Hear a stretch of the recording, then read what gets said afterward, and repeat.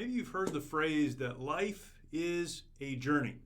I like to explain it this way. I believe that life is a faith-filled journey, taking one deliberate step after another. Life is a journey. We know that we have a starting point, we have an ending point. There's a lot that happens in between, hopefully, and it's a journey. There are twists, there are turns, there are ups, and there are downs. That's how life works. Sometimes when we talk about the faith life, that is, a life of dependence on God as we walk the path that is the journey of life, we'll describe it as a faith journey. We like to talk about the faith journey or the journey of faith. Now that means different things to different people. There are some that would say the journey of faith is a movement through life of self-discovery. I'm going on this journey of life, and along the way, I'm going to discover myself. I'm going to figure out what's true, what's real, what I believe about faith, what I believe about God, and what I believe about the universe. They may describe that as a journey of faith. There are others that would describe the journey of faith as closing my eyes and hoping that I get from one end to the other without too much bad happening. It's a journey. Life is a journey. And the journey of faith allows me to go through this life journey, hoping that everything will be okay. But really, none of those is what a journey of faith really is. The Bible tells us that life certainly is a journey of faith. It is a journey to be taken one deliberate, faith-filled step after another. By faith, we move forward, putting our confidence, our hope in the God who is above all, who is over all, who is all-powerful, who has no beginning, who has no end, and can carry us forward. You see, the journey of faith is not a journey that says I'll pretend that nothing bad is happening, or I'll pretend that everything is going to be okay, or I'll just close my eyes and hope that somehow it all works out. Kind of a spiritual karma, if you will, a faith-filled belief that somehow it will all come together. That's not the journey of faith. A journey of faith is an acknowledgement that sometimes life is difficult, that there are ups and downs, there are things that I don't understand, there is a future that so often is uncertain.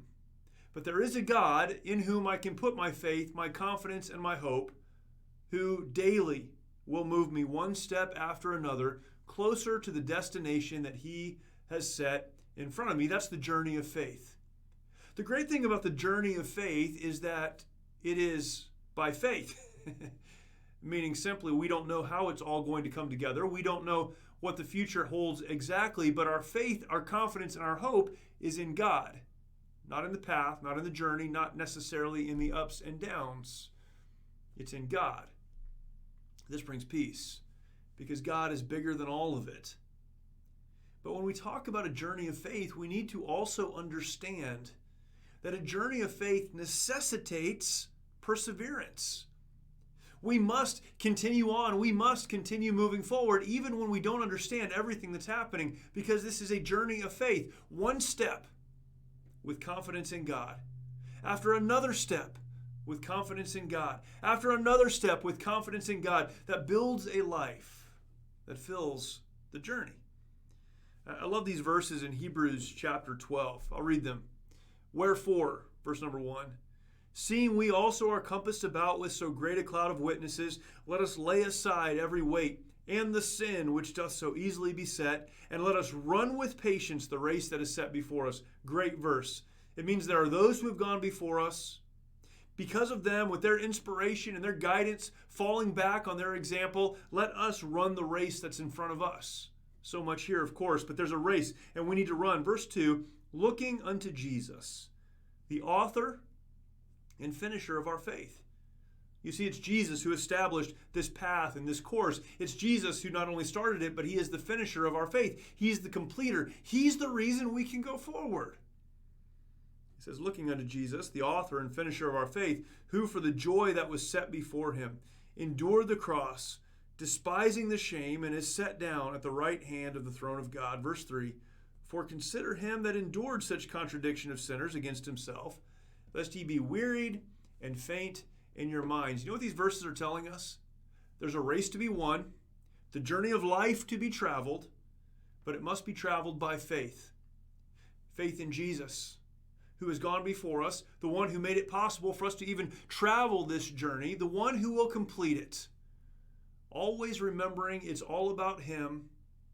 We're not to focus on the ups or the downs, the good or the bad, but to focus on Him and the place that He's taking us to, lest we be wearied and faint in our minds, so that, the Bible is saying, we don't quit. Don't quit. Don't give up.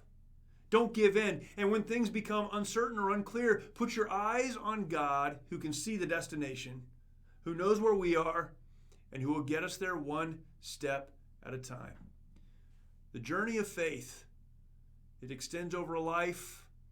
It requires that we go back again and again and again to the one who started it and who will complete it, understanding that our job today is to put one foot in front of the other, following the example of our Savior as He carries us forward. The journey of faith is a journey that says, I will not quit, because it's not about me. It's all about Him.